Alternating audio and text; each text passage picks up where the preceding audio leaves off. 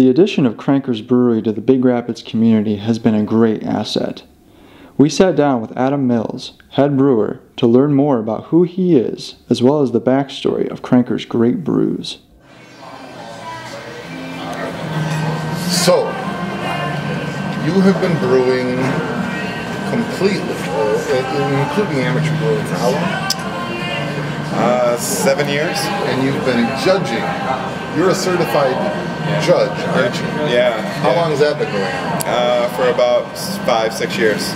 So, knowing that you are a judge, knowing that you are a brewer, knowing that there are, what, 82 categories of beer? Yeah.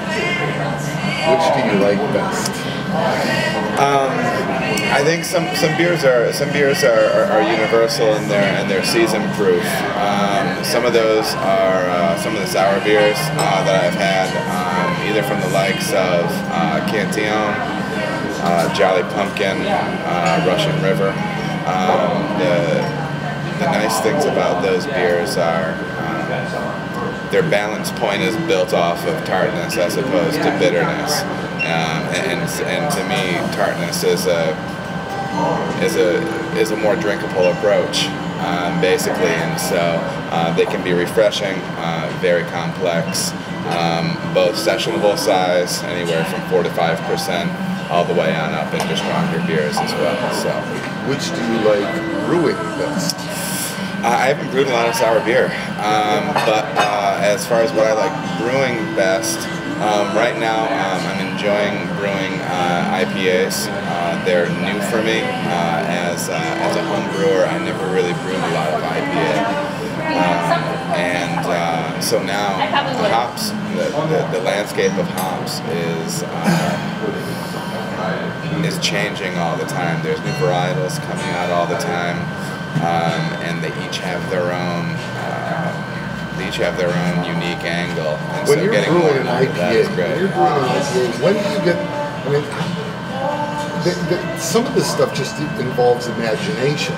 You have to kind of project to think, this is how this would taste if I added 2 more. Yeah, and these are whole hops. What we use generally are pelletized, but what the deal is with them, and I'll try to grab an individual cone here.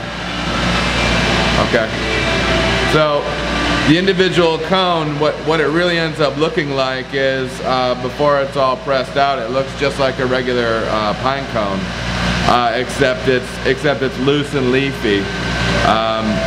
And basically what it is, and you can see it a little bit in here with some of the yellow, but underneath each of these,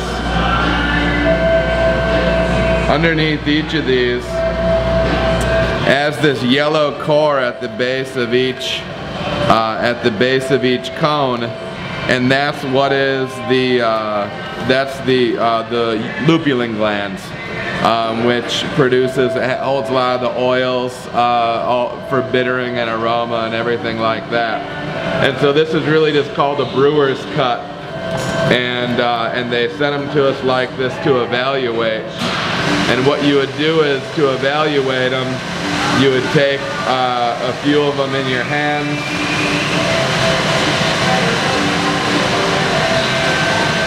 and then what you want to do is you want to volatilize those oils in them, and so you'll break them up a little bit, and then you just rub your hands together,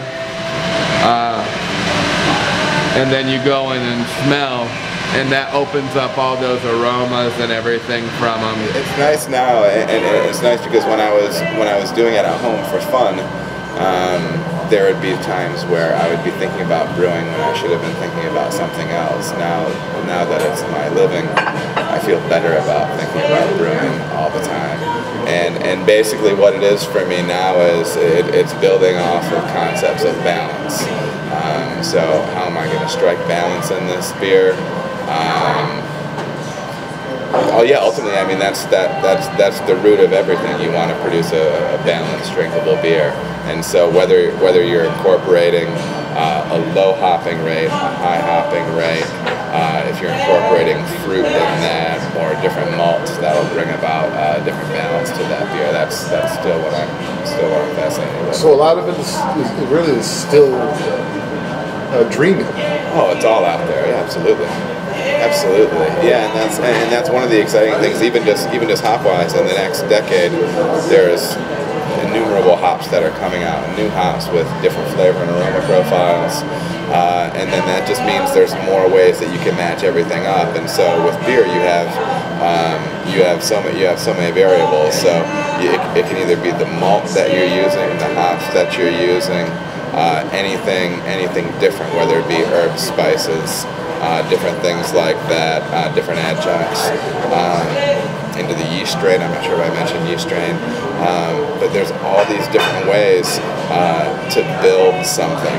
And so every time a new hop comes out, it's exciting because it gives you a new angle and a new dimension in a way to where you can play with those other ingredients. When we talked about your favorites, you mentioned favorites, all of which you can't get in Michigan. Yeah. Is this done just to annoy me? No. As far as Michigan beers, Jolly Pumpkin stuff is available. Yeah, it is. They do a great job. But I mean, we have a lot of. Are you going to bring great beer? us Russian River? Yeah, I'm gonna have to.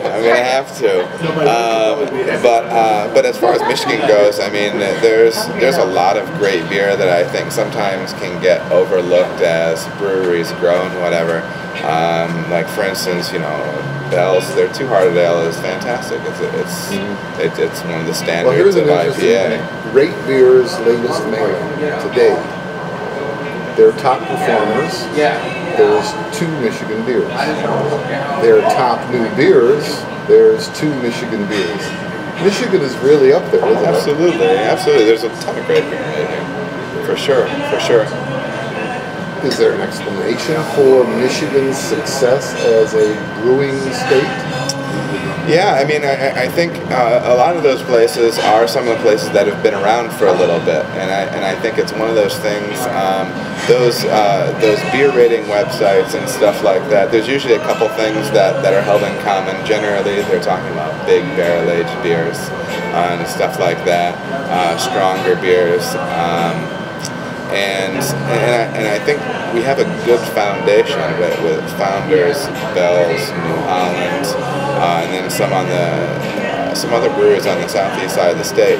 There's a solid foundation. There's breweries that have been around for 15, 20 years, worked out the kinks and have found their niche. I think Coonhan shows up twice in the latest ratings. Absolutely. I think maybe like their Fifth Dementia, they have an Old Ale, and then maybe their Raspberry Eisbach that they're pouring at the Winter Beer Festival.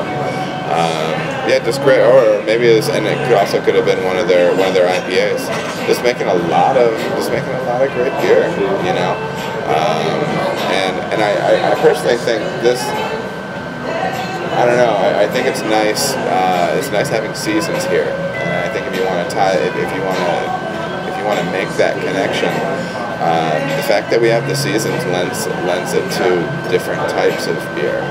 You know what I mean? In a place where it's 70 and sunny all the time, you're not gonna have that need or that desire for some of those bigger, richer, heavier beers that sometimes winter can pull out of you taste-wise.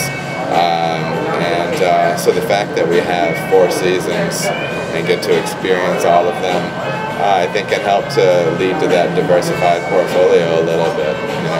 And speaking of seasonals, we have Old Siberian. Is that working out well for you guys?